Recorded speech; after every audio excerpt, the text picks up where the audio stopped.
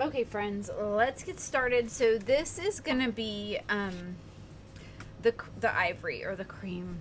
I just, if you've been around for any amount of time, you know I much prefer a creamy white as opposed to like a stark white. It's just me. Um, so I'm gonna use this tape. This is just blue painter's tape. And it holds some of these smaller pieces in place. Now I am going to paint both sides of that bead garland tag. All right. Now this is my Cape Diablo bracelet. It is my absolute favorite piece of jewelry. I also love these, but I mean, it's my all-time favorite. So just, I would like every bracelet in their line. Thank you very much. Tell Joe. Someone call Joe. So let's go ahead. I'm just going to put some of this out. I'm going to show you how to get started. And then if you're new, this is your first time here, I'm going to tell you to come back. Oops. I love the chalk paint, but the lids, I'm just like, ugh. I wish that they had a better top for them. Because nobody wants to open their paint and have like dried paint chips in it. So there, it's gonna clean it up just a little bit. All right, so I'm gonna go ahead and paint these. I'm gonna use a makeup sponge, and I want to give you guys a couple techniques, especially if you're new, for painting on what I call decorative score lines. We have two different kinds of score lines on our wood cutouts. I've got these and this, which are decorative, meaning you want to be able to see these through it. And these other score lines are what I call placement score lines. So you're not worried about lining up your letters in a word to make them look great, right? So I'm just going to go for this part up and down. All right. Now again, this doesn't have any score lines, but because it is a negative space piece, meaning you've cut out the letters and you're using the negative space, or the space that really isn't the letter, to use to create the design, right? And I'm just going, if you notice, up and down. Why am I going up and down? If I go like this, I'm going to smash so much paint down in between there. The other thing I want you guys to do not use too much paint.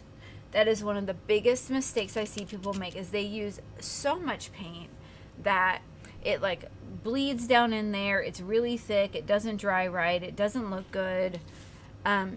It's better to do a couple coats and make it look nice than do one coat and have it like thick and gummy and tacky, okay? So now I'm going to do this. So I'm still going up and down. Why are you going up and down, Amy? Let's talk about it. Because I want to first get the majority of the paint off in the areas where I don't have a decorative score line, okay? Because I don't want to fill those score lines with paint. The 5 cents a slice.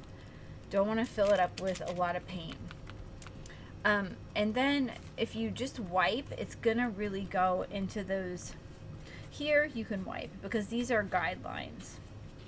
But these score lines, I find that I get the best result when I'm just, what is this called? What is this called? This method, I know it, pounce, kind of like a pounce, okay? Like up here. And it does take a little longer, but your end result is gonna look so much better, okay? So take your time.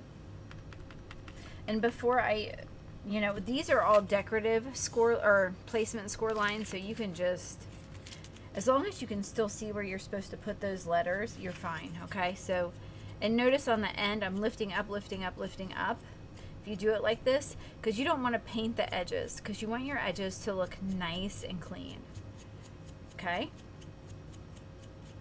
So if you do feel like, oh, I just want that to look a little cleaner, you can go back over it. This is a scoring and piercing tool from the Dollar Tree, and you can just go in here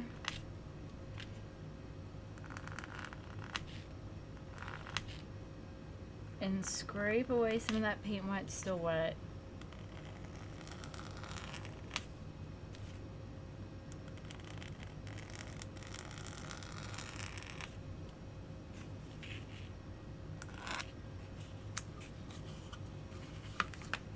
Okay, so go ahead, finish painting these white pieces, and then we will paint the black pieces next. That'll be a quick and easy one.